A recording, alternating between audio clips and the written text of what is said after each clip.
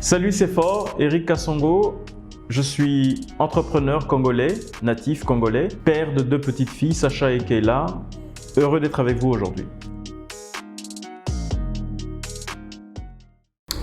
Chrétien, papa entrepreneur, papa de Sacha et Kayla, de sang, et papa de la tête de Emotive et de Securex. Securex et Emotive. Tout à l'heure, j'ai dit que j'ai 2 petites filles. Je vous ai dit ça. Non, en fait, j'ai 4 enfants. Donc, j'ai Sacha qui est là, j'ai Emotive et puis Securex. Securex et Emotive, ce sont mes 2 petits bébés qui sont en train de grandir, qui prennent de la forme, qui prennent de l'envol. Securex est une société qui s'occupe de la logistique, de développement de projets, et nous faisons aussi des investissements en immobilier. Emotive, c'est une pépite. Emotive s'occupe de tout ce qui est cinématographie. Emotive a énormément de projets dans le pipe.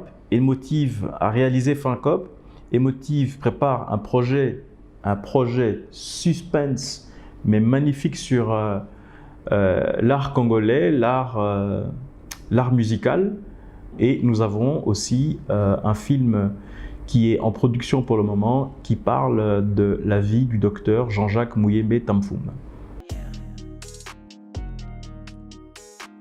La campagne FinCop, c'est une campagne transversale qui touche plusieurs secteurs, qui touche le secteur de la santé, le secteur économique et puis le secteur, je pense, de l'éthique et un tout petit peu de la lutte contre la dépravation des mœurs. C'est un projet qui parle principalement de tout ce qui est falsification des médicaments, contrefaçon des boissons alcoolisées. C'est un phénomène qui a quand même pris de l'ampleur dans notre économie. Donc, nous avons choisi de discuter sur le sujet et d'immortaliser notre combat avec une réalisation cinématographique FinCop.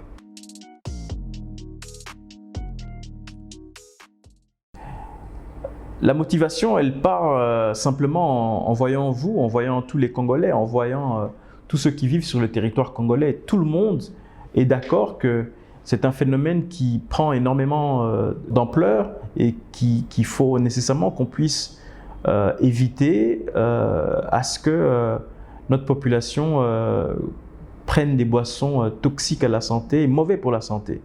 Donc c'est à travers ce que nous entendons, ce que nous voyons concrètement aussi dans notre société, tous les jours, les gens n'arrêtent pas de se plaindre de ce que nous consommons.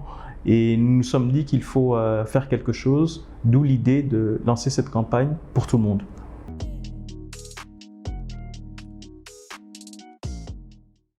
Alors ma première vraie production cinématographique, c'est FinCop. À l'époque, à l'université, pour s'amuser avec quelques copains, on a eu à faire quelques réalisations qui n'ont pas dépassé les murs de l'université. Donc ma vraie réalisation, c'est FinCop.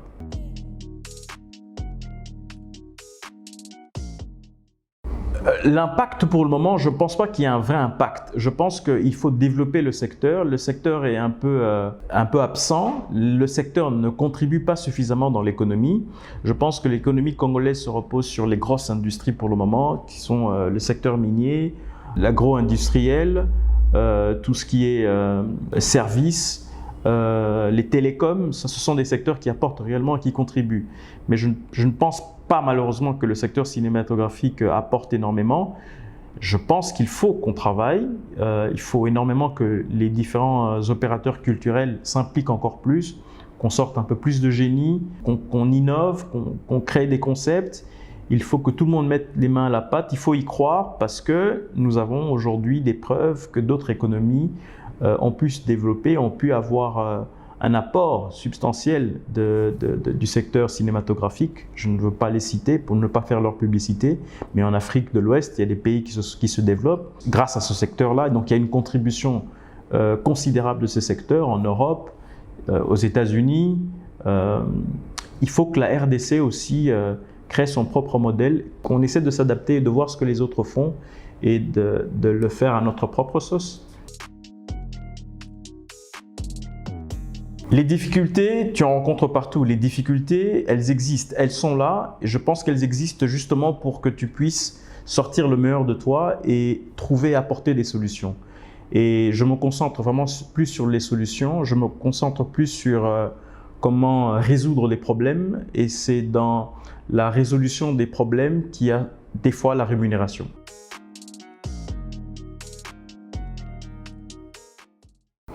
Moi-même, je suis un entrepreneur qui apprend. Je pense que s'il y a quelque chose que je peux partager, parce que je ne pense pas que je suis suffisamment équipé pour commencer à être celui qui donne des leçons aux autres, mais je pense que ce que je peux partager de mon expérience, c'est qu'il faut avoir de la passion pour ce qu'on fait.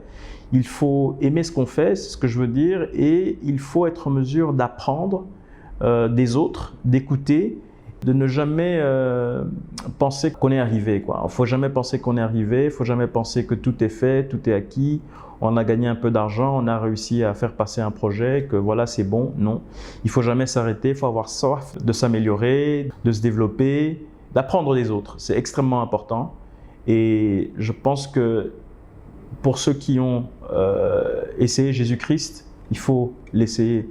Parce que lui, il répond vraiment à mes préoccupations, aux préoccupations, à mes idées. Je prie beaucoup pour ce que je fais, et je pense qu'avoir cet attachement spirituel m'aide énormément.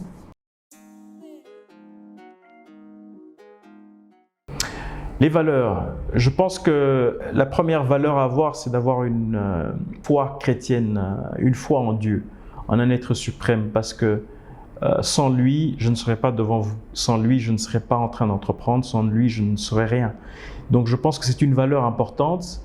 La deuxième valeur, je pense que c'est d'honorer ses parents.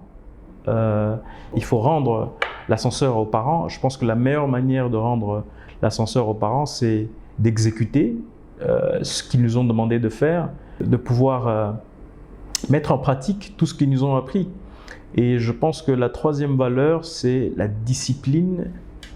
J'en peux en rajouter une quatrième. La discipline et le travail. Je pense que ce sont là les 4 valeurs importantes. Donc je reprends: la foi chrétienne, honorer ses parents, discipline, travail.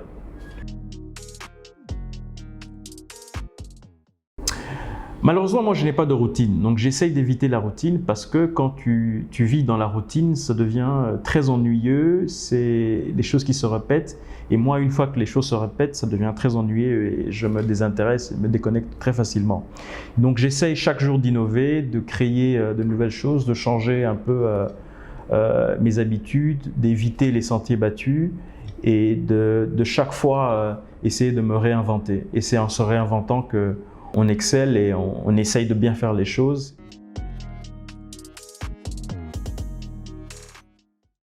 Mon plus grand rêve pour la RDC, c'est de voir tous les Congolais jouir de leur full potentiel humain et de jouir de ce que le Seigneur nous a donné. Nous avons toutes les raisons d'être un pays développé, toutes les raisons d'être un pays qui ne manque absolument de rien. C'est pas normal qu'un pays comme la RDC, qui ait des gens qui ne soient pas en mesure de manger comme il faut, c'est pas normal que les Congolais ne soient pas en mesure de circuler à travers le pays comme il faut. Il faut développer ce pays à tous les niveaux, que ce soit dans les infrastructures, que ce soit dans le travail. Les Congolais doivent travailler, que ce soit dans l'éducation. Il faut que les Congolais reçoivent le meilleur qui existe. Et pour moi, un Congo qui se développe, c'est un Congo qui jouit de tout son potentiel dans sa totalité et dans sa globalité.